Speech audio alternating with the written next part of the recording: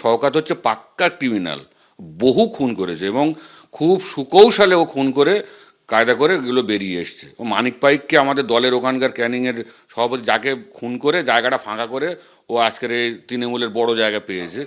কারণ কি মানে চেষ্টা এখানে ভাঁড়ে আরো স্মুথলি নানান রকমভাবে ওর ওর মতো করে চলবে। এখানে ওর ভিতরে পায়ের তলার থেকে পুরো ওর মানে কিচ্ছু নেই আর, মানে ওর সঙ্গে কয়েকজন হাতে গোনা গুন্ডা ক্রিমিনাল ওর মতো যারা নতুন নতুন দল করতে এসছে, পুরনো লোক একটিও নেই এবং সাধারণ কর্মীও একটিও নেই। মানে ওর অত্যাচার এতটাই অতিষ্ঠ এবং প্রত্যেককেও হুমকি দিয়েছে, থ্রেট দিয়েছে, আবার পরবর্তী তাদেরকে ডেকে নিয়েছে। কিন্তু কী হলো তারা তো ওটা ভুলিনি যে এ কী জিনিস।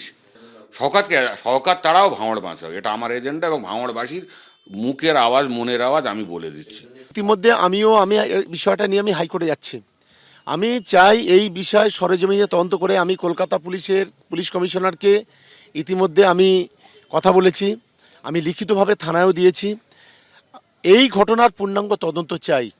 আইএসএফের দালালতি করে ভাঁড় তৃণমূল কংগ্রেসকে দুর্বল করো, ভাঁড় তৃণমূল কংগ্রেসকে হারাও, আমাদের ইমেজটাকে নষ্ট করার জন্য কেউ দালালতি করছে, এদেরকে আমরা গুরুত্ব দিই না। এই ঘটনার আমরা তীব্র নিন্দা করছি। এভাবে ক্ষমতা ধরে রাখা, দখল করা যায় না।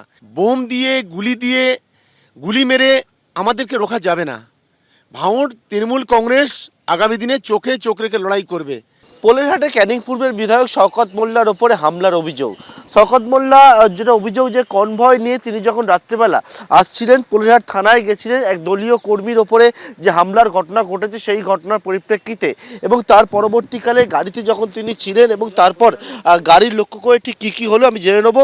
শওকত দা, আপনি কালকে রাত্রে গাড়িতে ছিলেন, তারপর ঠিক কী হয়, মানে হঠাৎ কী দেখলেন?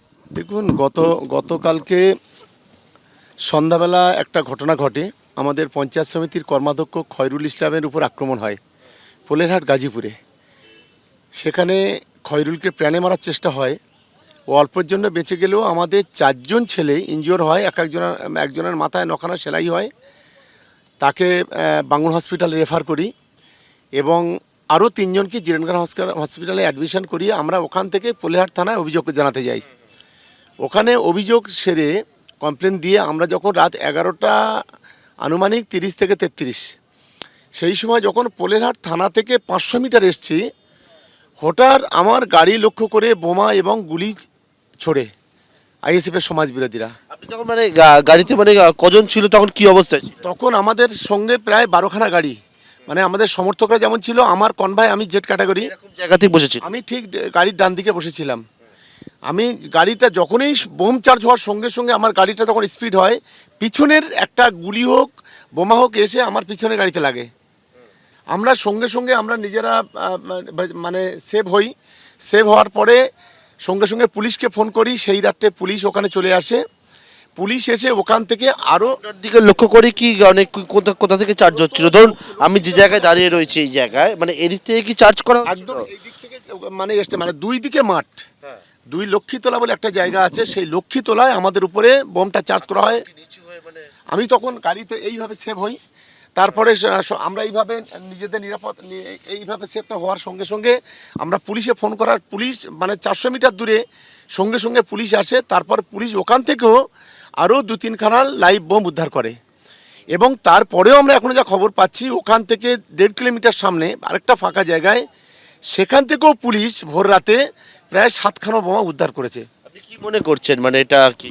শুনুন, এটা সম্পূর্ণ নওশাদ সিদ্দিকী পরিকল্পিতভাবে আমাকে গতকালকে খুন করার জন্য সন্ধ্যা রাত্রে খয়রুলকে খুন করার চেষ্টা করেছে, পারেনি।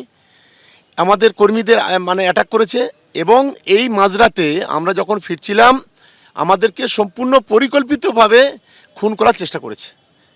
এবিপি আনন্দ, এগিয়ে থাকে, এগিয়ে রাখে।